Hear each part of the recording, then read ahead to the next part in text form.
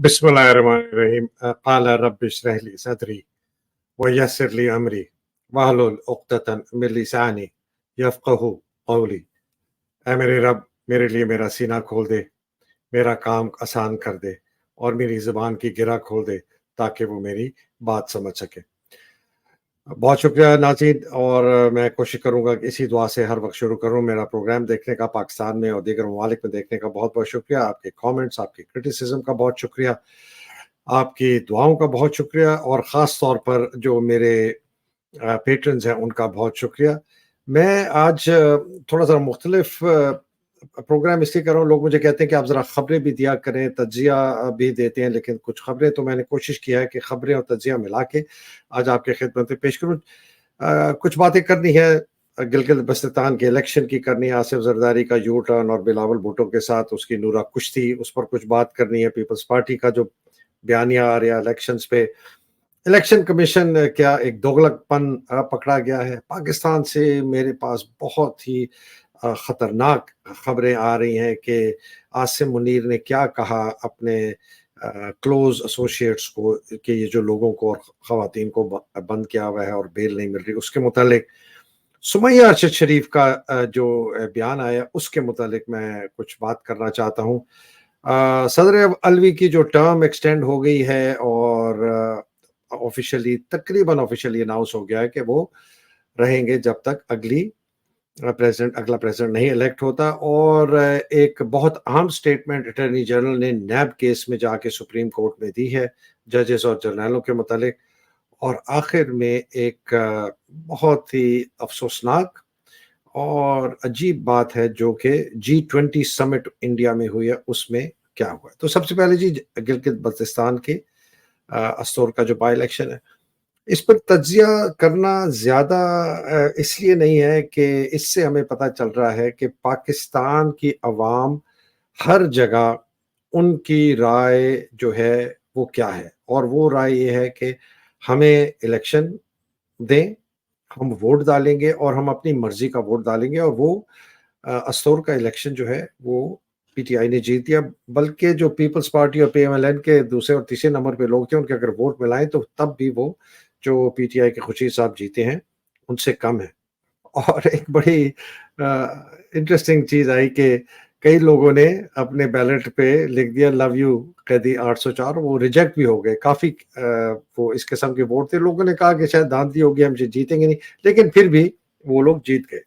ये एक बहुत सिग्निफिकेंट प्ले है, और ये उसी चीज की अक्कासी करता है कि जितना आप दहशतगर्दी कर लें, डरा लें, धमका लें, पाकिस्तान की अवाम ने फैसला कर लिया है।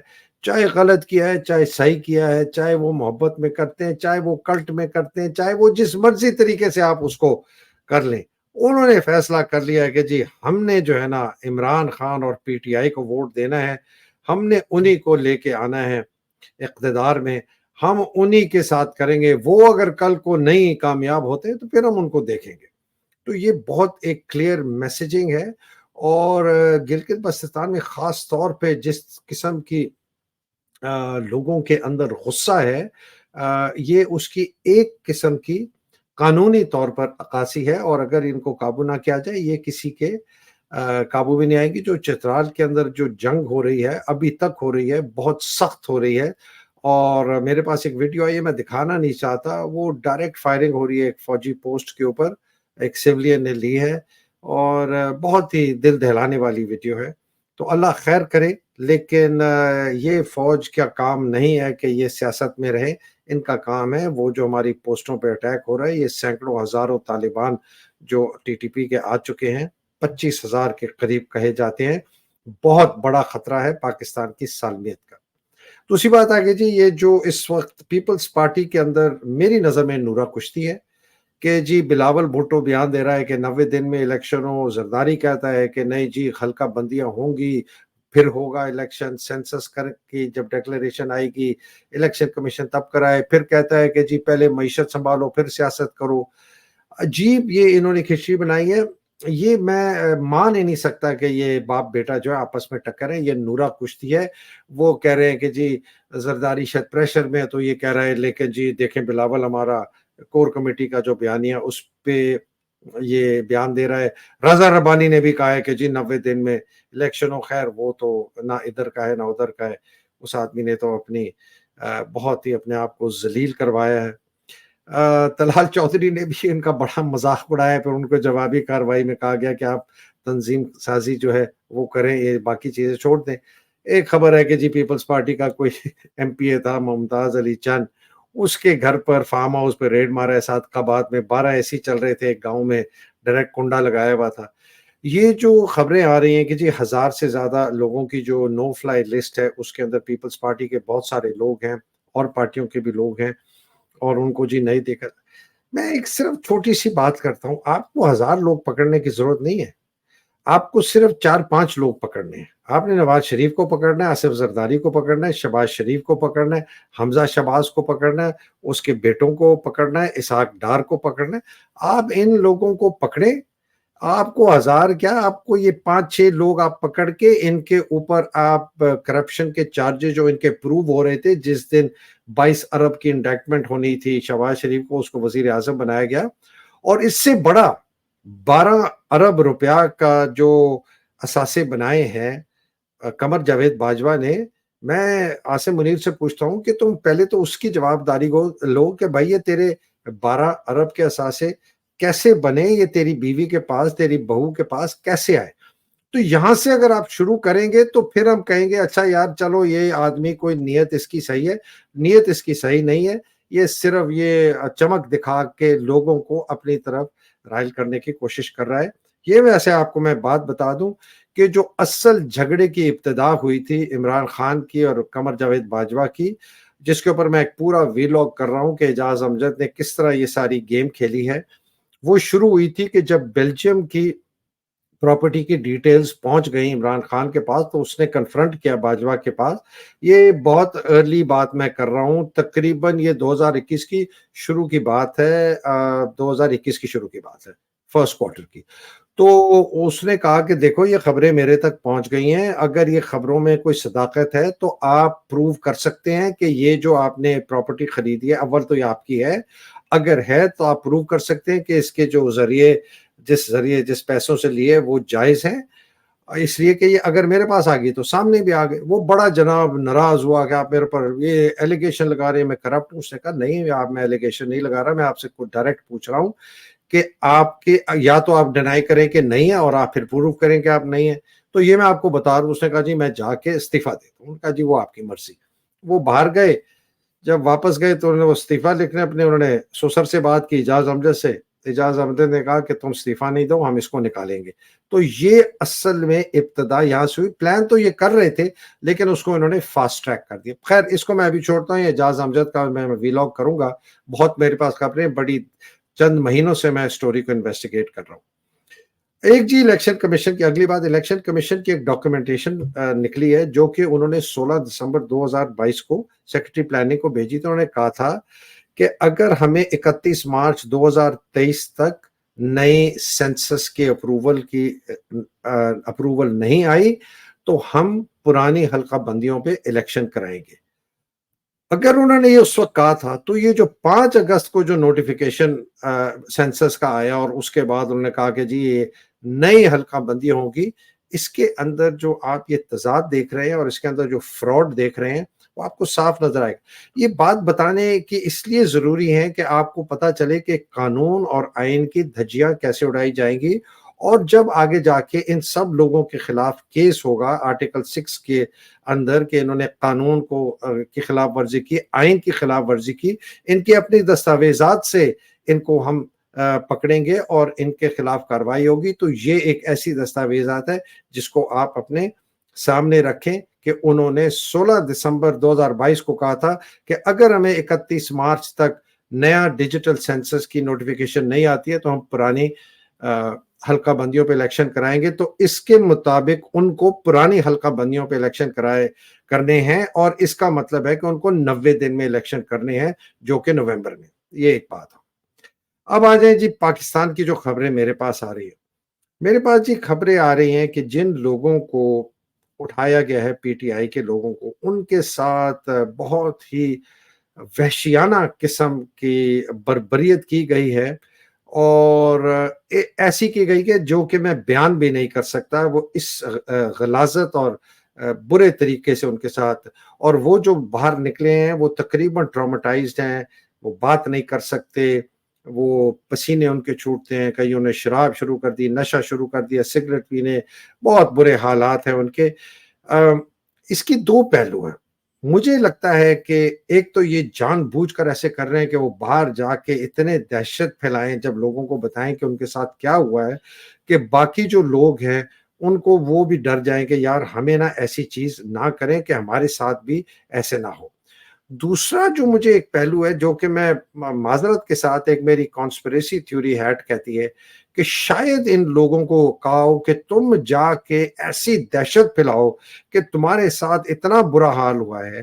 میں ان صاحب کی بات نہیں کر رہا جن کے ساتھ ہی ہوا، بیکاز ان کے ساتھ واقعی ہوا ہے، لیکن کچھ ایسے لوگ ہیں پاکستان میں بھی اور امریکہ میں بھی جو اس قسم کا تاثر دے رہے ہیں کہ ان کے ساتھ بہت زبردست زیادتی، بہت ٹارچر ہوا ہے، بتانے کے لیے کہ لوگوں میں ایسی دہشت پھیل جائے کہ وہ باہر نہ آئے۔ جس طرح کے ابھی ہم دیکھ رہے ہیں کہ یہ جو خواتین ہیں جن کی بیل نہیں دی جا رہی، یہ آپ سوچیں کہ ان خواتین کو بیل کیوں نہیں دی جا رہی؟ اس لیے نہیں دی جا رہی کہ انہوں نے کچھ ان کو سبق سکھانا ہے، نہیں، یہ دی جا رہی ہے پورے پاکستان کو کہ اگر آپ لوگ باہر نکلے اور آپ کی مائیں بہنیں بیٹیاں باہر نکلیں، ہم ان کے ساتھ بھی وہی کریں گے جو ہم ڈاکٹر یاسمین راشد، طیبہ سے، خدیجہ شاہ سے، سنم کے ساتھ، جو ہم ان کے ساتھ کر رہے ہیں ہم آپ کے ساتھ بھی کر رہے ہیں۔ انہوں نے پورے پاکستان کے باپ، بھائی، بیٹے، خاوند، جتنے بھی مرد ہیں ان کے اندر یہ دہشت پھیلا رہے ہیں۔ یہ عاصم منیر کی یہ اسٹریٹجی ہے۔ میں اس کے ساتھ بات جوڑتا ہوں سمیہ ارشد شریف کی، جن کی انہوں نے ایک بہت بڑا بیان دیا ہے، جن کے خلاف ایک جج نے وارنٹ آف اریسٹ کر دیا ہے کہ جی آپ پیش نہیں ہو رہے۔ انہوں نے کہا کہ جس کیس کے تحت انہوں نے مجھے وارنٹ بھیجا ہے، نہ اس کی کبھی مجھے کوئی نوٹیفیکیشن آئی ہے، نہ اسپیشل میسنجر سے آئی ہے، نہ نارمل آئی ہے، کسی طریقے سے نہیں آئی ہے، اور مجھے نہیں پتا کہ انہوں نے میرے کیس کی پیروی بالکل نہیں کی۔ سپریم کورٹ نے جو ایک جوڈیشل گروپ بنایا تھا، بینچ، اس نے کوئی پیروی نہیں کی۔ کہیں سے بھی مجھے کسی قسم کی ارشد شریف کے قتل کی کیس کے اوپر آگے مجھے مدد نہیں ملی۔ فیکٹ فائنڈنگ ٹیم نے جو اتنی اپنی زبردست رپورٹ کی ہے، اس کے اندر جن جن لوگوں کو نشاندہی کی گئی اس کے اوپر کوئی ڈیولپمنٹ نہیں ہوئی ہے۔ تو یہ میرے ساتھ کیا ہو رہا ہے؟ یہ سمیہ ارشد شریف کے ساتھ ایگزیکٹلی وہی کر رہا ہے عاصم منیر، جو اس نے پاکستان کی خواتین کے ساتھ کیا ہے، اور جو یہ پی ٹی آئی کے لیڈرز کے ساتھ کر رہا ہے، ان کو اس بری طریقے سے ٹارچر کر کے کہ میں ارشد شریف کی بیوی کو بھی نہیں چھوڑوں گا، اس کی بیوہ کو بھی نہیں چھوڑوں گا۔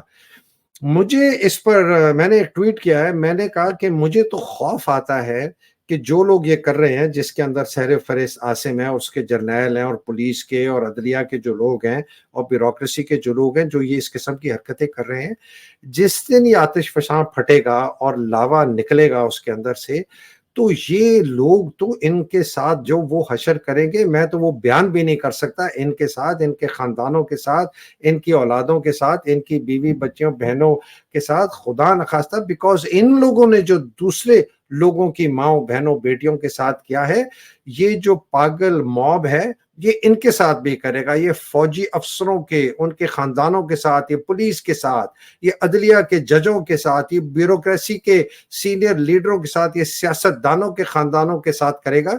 یہ بہت برا آپ ایک لیول آپ نے ایسکلیشن کا کیا ہے، جس کا سب سے زیادہ جو آگ ہے وہ اس کے اندر آپ جلیں گے۔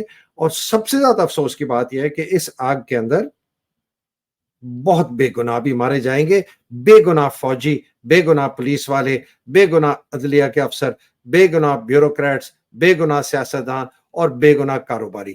یہ میں آپ کو بتا دوں، عاصم منیر کو میں وارن کرنا چاہتا ہوں کہ وہ خدارا اس پاگل پن سے اپنے آپ کو دور کرے، اور یہ ایسی جگہ پر لا کے نہ کھڑا کر دے کہ نہ آپ رہیں گے، نہ فوج رہے گی، نہ پاکستان کے کوئی ادارے رہیں گے، نہ پاکستان رہے گا. یہ خوف کریں، خدا کا خوف کریں.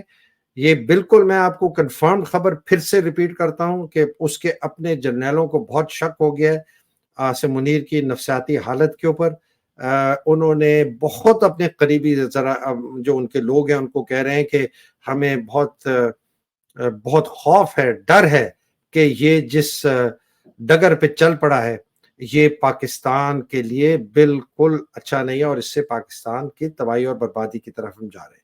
تو یہ میں جو پاکستان کی آپ کو بات بتائی اور سمیہ ارشد کا بیان بتایا ہے اور جو ہو رہا ہے اس کو پلیز اس آپ تناظر میں دیکھیں. پریزیڈنٹ صاحب کا جی ٹرم جو ہے وہ ایکسٹینڈ کر دی گئی ہے اگلے وہ کہتے ہیں کہ جب تک نیا پریزیڈنٹ نہیں الیکٹ ہوگا وہ رہیں گے. بہت اچھی بات ہے، قانون بھی یہ کہتا ہے، آئین بھی کہتا ہے.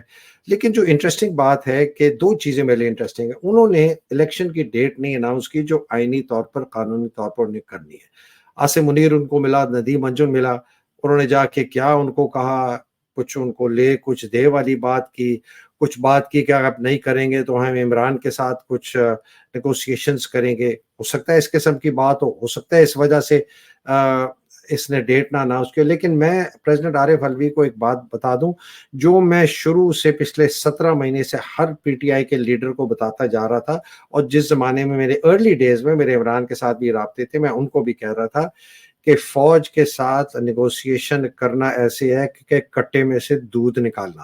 اس لیے کہ ان کا کوئی ارادہ نہیں ہے الیکشن کرانے کا، ان کا کوئی ارادہ نہیں ہے اس لیے کہ الیکشن کرائیں گے عمران واپس آئے گا.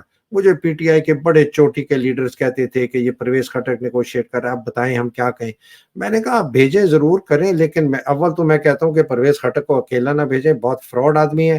نہ شاہ محمود قریشی کو بھیجیں، ساتھ ان کے کچھ ایسے لوگ بھیجیں جو کہ بہت اٹرلی لائل ہیں عمران کو، کہ وہ بھی سنیں کہ یہ فوج کے ساتھ کیا نیگوسیشن ہو رہی ہیں. ان کو اکیلے نہ بھیجیں، باتیں کچھ ہوتی ہوں گی اس کو آ کے کچھ اور بتاتا ہوگا. بعد میں آپ کو پتہ چل گیا پرویز خٹک کیا نکلا، شاہ محمود کا ابھی تک نہیں پتا. تو یہ میں آپ کو بات بتا رہا ہوں کہ اگر الوی صاحب آپ ان کی باتوں میں آ رہے ہیں، یہ کبھی بھی نہیں اجازت دیں گے کسی بھی طریقے سے کہ پی ٹی آئی الیکشن میں حصہ لے عمران کے ساتھ. وہ اگر ٹوٹی لنگڑی لولی پی ٹی آئی جس کے اندر خود بنائے ہوئے یہ لیڈرز کریں گے، کئیوں کو جیل میں ڈال کے جعلی قسم کے ان کے اوپر کر کے کہ جی وہ اب لیڈر نما بن جائیں، وہ پھر پارٹی کو لیڈ کریں. یہ آپ کے ساتھ بہت بڑی ڈسیپشن ہو رہی ہے. آپ کو یہ اگر بتا رہے ہیں کہ جی ہم نیگوشیٹ کریں گے، ہم کچھ کر لیں گے، ہم عمران کے ساتھ کوئی بات چیت کریں گے، یہ بالکل غلط ہے. آپ کو ڈسیو کر رہے ہیں جیسے باجوے نے ڈسیو کیا تھا اپریل سے لے کر نومبر تک، اور جس طرح نومبر سے لے کر اب تک عاصم منیر ڈسیو کر رہا ہے، ڈسیپشن کر رہا ہے. یہ دجال ہیں، دجال سے کم نہیں. ان کی بالکل جھوٹے ہیں، فریبی ہیں، کافر ہیں، اور ان کی آپ باتوں میں بالکل مت آئیے گا. میں آپ کو بتا رہا ہوں الوی صاحب، آپ کو ڈائریکٹ کہہ رہا ہوں، میں آپ کو اندر کی بات بتا رہا ہوں. دے ہیو نو انٹینشن کسی قسم کی چھوٹ دینے کے لیے. دوسری جو بات الوی صاحب سے جڑی ہوئی ہے وہ محمد علی درانی صاحب کی میٹنگ ہے جو اب آ گئی ہے سامنے میڈیا میں. میں محمد علی درانی صاحب کو ذاتی طور پر جانتا ہوں، زیادہ اچھی طرح نہیں لیکن ریزنیبلی اچھی طرح. جب ہم پبلک نیوز میں اینکرنگ کرتا تھا یہ بھی آیا کرتے تھے تو میری ان سے گپ شپ ہوتی ہے. بہت بھلے آدمی ہیں، بڑے صاف گو ہیں، نرم زبان میں لہجے میں بات کرتے ہیں. آپ کو شاید یاد ہوگا کہ یہ جنرل مشرف کے انفارمیشن منسٹر تھے. یہ جماعت اسلامی سے انہوں نے اپنی سیاست شروع کی تھی، اسٹوڈنٹ ونگ میں بہت بڑے تھے، ان کا لیڈرشپ رول تھا. اور ابھی جب کیئر ٹیکر بن رہی تھی ان کا نام سامنے آ رہا تھا کہ شاید یہ انفارمیشن منسٹر بن رہے ہیں. میرا خیال ہے انہوں نے انکار کیا اور اچھا کیا. ان کا جو ملنا ہے نا الوی صاحب کا، وہ اسی لنک ہے جو میں پہلے بات کر رہا تھا کہ الوی صاحب کو یہ بھی شاید کوئی ایسے پیغام لے کے گئے ہیں کہ الوی صاحب جو ہے الیکشن کی ڈیٹ نہ اناؤنس کریں اور الوی صاحب سے کچھ ایسی بات چیت کریں کہ جی ہم کچھ نیگوشیٹ کر رہے ہیں. اور میرے پاس بھی جیسے میں نے آپ کو کل یا پرسوں بتایا تھا کہ میرے پاس بھی پیغام آیا کہ جی عاصم کچھ جو ہے عمران خان صاحب کے ساتھ کوئی نیگوشیٹ کر رہا ہے، کون کہہ رہا ہے کہ جی، اور محمد بن سلمان جو ہے وہ اس نے کہا ہے کہ جی عمران کو ہاتھ نہیں لگانا. محمد بن سلمان کی میں ابھی بات کرتا ہوں کہ آپ کو پتہ چل جائے گا کہ محمد بن سلمان کے فوکس اس وقت کہاں ہے. تو محمد علی درانی صاحب کا مجھے پتہ تو نہیں ان کی بات کیا ہوئی. کوشش کر رہا ہوں کہ میں اپنے ذرائع سے کچھ پتہ کراؤں کہ اسپیسیفکلی کیا بات ہوئی ہے، لیکن یہ میں آپ کو بتا دوں کہ یہ عاصم منیر پریزیڈنٹ عربی کے ساتھ بہت بڑی ڈسیپشن کر رہا ہے، اور اس ڈسیپشن کا حصہ محمد علی درانی کی میٹنگ ہے۔ محمد علی درانی دانستہ طور پر نہیں کر رہے ہیں، وہ صاف گو آدمی ہے، سمجھدار آدمی ہے، ایتھیکل آدمی ہے، مورل آدمی ہے، لیکن مجھے لگتا ہے ان کو استعمال کیا جا رہا ہے۔ یہ ہو گئی جی بات۔ اب آ جائے جی آخری سیکنڈ لاسٹ تھنگ، جو اٹارنی جنرل کا سٹیٹمنٹ ہے۔ اٹارنی جنرل نے بڑا ایک کلیئر کنسائز سٹیٹمنٹ دے دیا سپریم کورٹ۔ اس نے کہا کہ جی نیب لا جو ہے وہ جرنیلوں کو اور ججوں کو اپلائی نہیں ہوتا، اس لیے کہ وہ سوال پوچھا تھا بینچ نے۔ انہوں نے کہا جی ججز کا آرٹیکل 209 آف دا کانسٹیٹیوشن ہے کہ جی سپریم جوڈیشل کاؤنسل ہے، اس کے تحت ان کا ہوتا ہے، اور فوج کا جی پاکستان آرمی ایکٹ ہے، اس کے تحت جو ہے ان کی جو بھی ان کی اگر کوئی مس ڈیمینر ہے، کرمنل ایکٹ ہے، کوئی غلطی ہے، کوئی وہ خلاف ورزی ہے قانون کی، وہ خود اس کا اپنے ایکٹ کے اندر کارروائی کرتے ہیں۔ یہ دونوں چیزیں غلط ہیں۔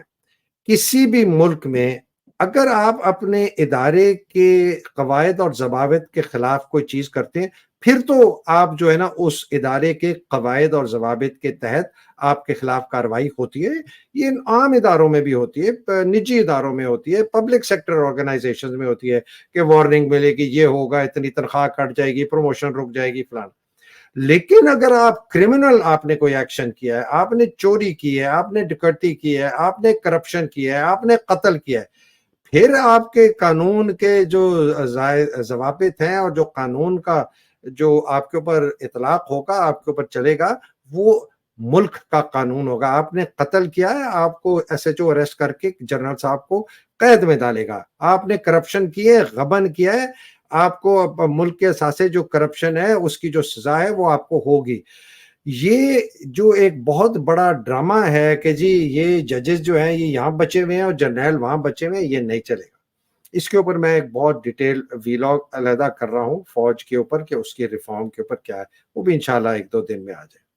آخر میں جی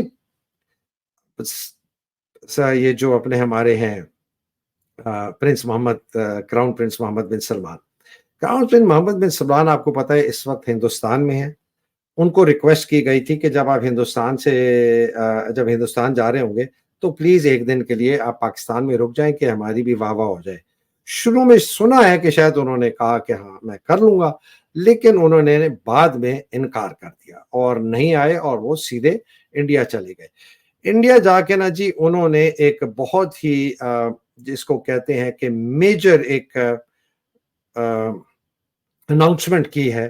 اس اناؤنسمنٹ کے متعلق میں آپ کو کچھ بتانا چاہتا ہوں کہ وہ اناؤنسمنٹ کیا ہے۔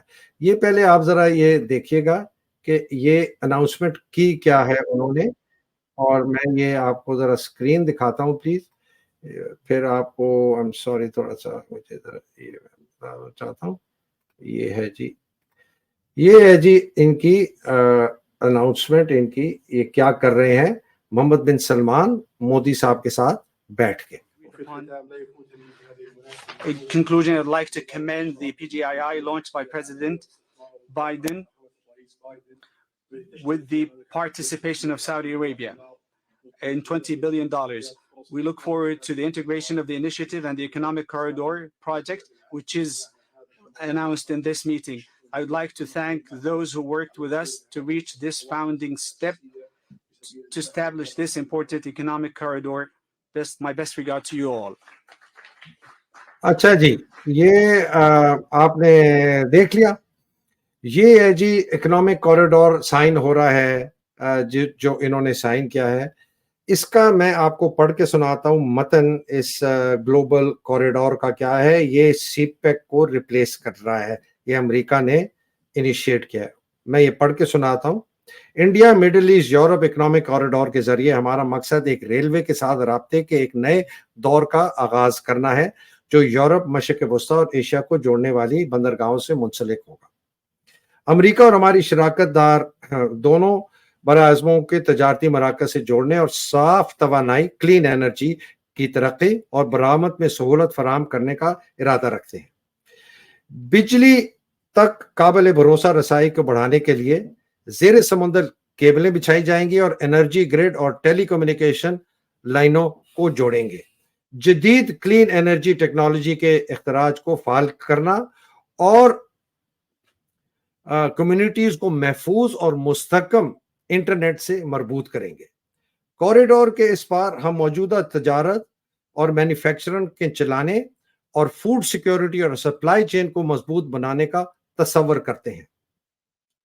ہمارے نقطہ نظر کا مقصد نجی شعبے سمیت شراکت داروں سے نئی سرمایہ کاری کو غیر مکفل کرنا اور معیاری ملازمتوں کو تخلیق کو فروغ دینا ہے۔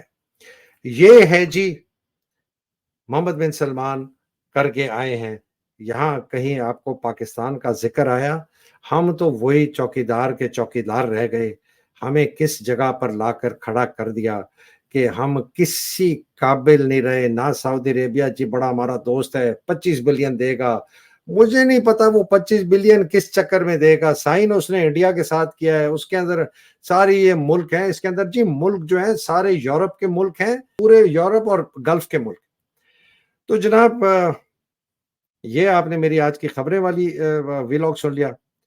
انشاءاللہ اگلی نشست میں صبح آپ سے پھر ملاقات ہوگی۔ اللہ سبحانہ تعالیٰ آپ سب کو اپنے حفظ و امان میں رکھے، پاکستان کو اپنے حفظ و امان میں رکھے، حقیقی آزادی کی جنگ لڑنے والوں کو اپنے حفظ و امان میں رکھے، جو بیچارے شہید ہو گئے ہیں اللہ سبحانہ تعالیٰ ان کی درجات بلند کرے، اور اللہ سبحانہ تعالیٰ جو قید میں ہیں، جو مصیبتوں میں ہیں، اللہ سبحانہ تعالیٰ ان کی بھی مشکلیں آسان کرے۔